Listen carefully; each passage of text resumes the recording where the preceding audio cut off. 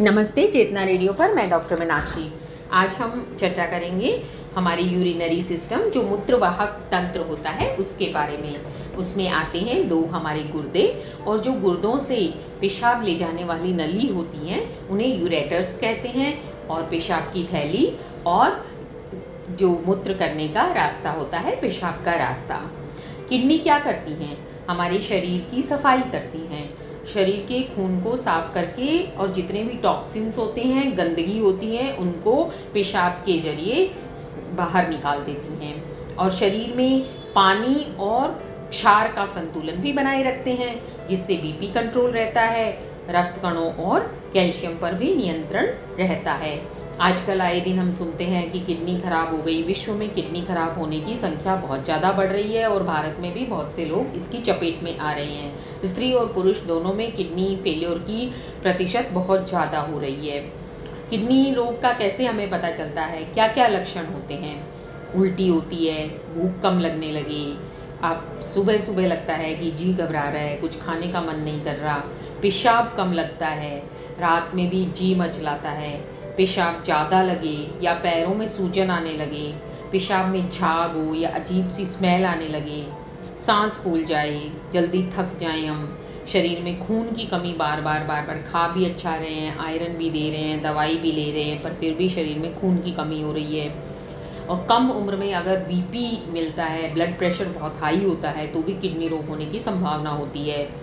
और उसके बाद अगर पेशाब में जैसे उतरने में समस्या है, बूंद बूंद करके लग रहा है, पैर या कमर में दर्द है, पेट के निचले हिस्से में दर्द रहता है, तो काफ़ी शक जाता है कि कोई गुर्दे से संबंधित बीमारी हो सकती है। जो सोनोग्राफी में और यूरिन के जो टेस्ट होते हैं, ब्लड में यूरिया की मात्रा, क्रिएटिनाइन की मात्रा, यूरिक एसिड की मात्रा, उनसे हमें पता चलता है कि किडनी से संबंधित कोई बीमारी हो सकती है। देखिए, 50% लोगों की किडनी जो होती है वो डायबिटीज़ के कारण फेल होती है, और 25% लोगों की बीपी के कारण। आजकल डायबिटीज़, बीपी ये हर दूसरे तीसरे इंसान को देखने को मिलता है, तो उनको अपने गुर्दों की संभाल, केयर बहुत अच्छे से करनी चाहिए। खूब सारा पानी पीना चाहिए। इनमें अगर कोई लक्षण दिखाई देते हैं यूरिन में इन्फेक्शन के, तो उनका ट्रीटमेंट जल्दी से जल्दी लेना चाहिए। पेन किलर दवाइयों की मात्रा अगर बहुत ज़्यादा लेते हैं तो भी किडनी को नुकसान पहुंचा सकती हैं, इसलिए थोड़ी सी बात में पेन किलर जो दवाइयां नहीं लेनी चाहिए। आनुवंशिक बीमारी भी हो सकती है। कई बार आयुर्वेदिक दवाइयाँ होती हैं, उनमें भी कोई मेटल या धातु तत्व बहुत ज़्यादा होते हैं, या पेशाब की नली में कोई बाधा हो, या किडनी में कई बार सिस्ट बन जाती हैं, पानी वाली जो सिस्ट होती हैं, उनकी वजह से भी किडनी खराब हो जाती है, जो उम्र से संबंधित एक बीमारी है। पॉलीसिस्टिक किडनी डिजीज़ होती है जो यंग एज में भी हो जाती है।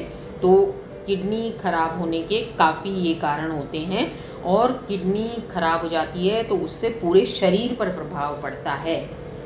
ये नहीं कि वो किडनी खराब हो गई तो किडनी तक ही रह जाएगा, क्योंकि किडनी हमारे शरीर की सफाई करती हैं, खून से संबंधित है। तो जब शरीर के टॉक्सिन्स ही नहीं निकलेंगे तो पूरा शरीर ही टॉक्सिक हो जाएगा, उसमें यूरेनिया हो जाएगा, ब्रेन पर भी इफ़ेक्ट पड़ेगा। तो इसलिए किडनी की बीमारी को शुरू में ही जान जाना चाहिए।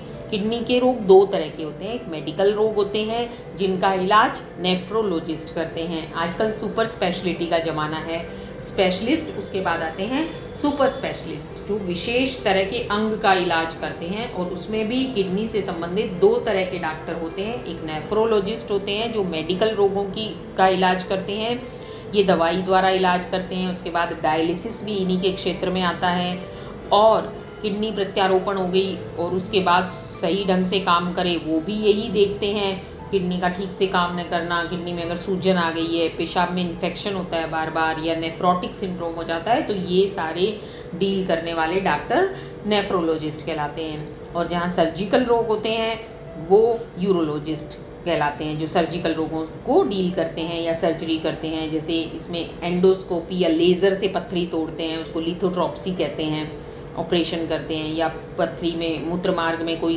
कैंसर हो गया हो, जन्म से कोई तकलीफ़ हो, प्रोस्टेट की बीमारी हो, तो उनको दिखाने के लिए हमें यूरोलॉजिस्ट के पास जाना चाहिए। और अगर हमें समय रहते किडनी की खराबी का पता चल जाता है तो किडनी को पूरा खराब होने से रोक सकते हैं, क्योंकि अगर 90% से ज़्यादा किडनी खराब हो गई तो डायलिसिस की ज़रूरत पड़ती है, और अगर किडनी डोनर मिल जाता है तो ट्रांसप्लांट होता है। आगे हम यूरिनरी स्टोन्स के बारे में चर्चा करेंगे और डायलिसिस के बारे में चर्चा करेंगे, पर आज की मुख्य चर्चा में यही है कि किडनी से संबंधित जो भी रोग होते हैं उनको हल्के में नहीं लेना चाहिए और उनके डैमेज को रोकना चाहिए, ताकि आगे डायलिसिस या किडनी ट्रांसप्लांट जैसी नौबत नहीं आए।